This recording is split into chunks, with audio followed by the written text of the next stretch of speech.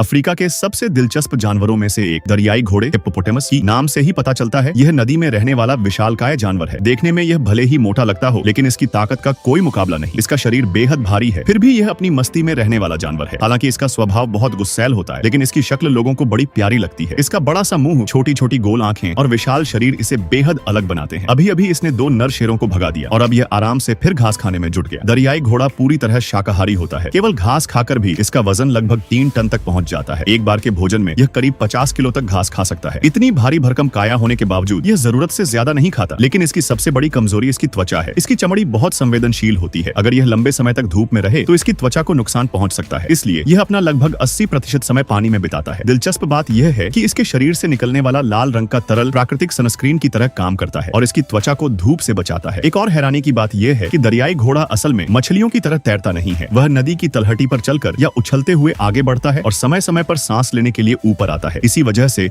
अलग अलग परिस्थितियों में इसका व्यवहार भी बदल जाता है। पानी में यह पूरी तरह आराम से रहता है, जमीन पर घास चरता है और जब भीषण गर्मी या सूखा पड़ता है तो खुद को ठंडा रखने के लिए कीचड़ में लेट जाता है। यही है दुनिया के सबसे ताकतवर और सबसे अनोखे शाकाहारी जानवरों में से एक, दरियाई घोड़ा।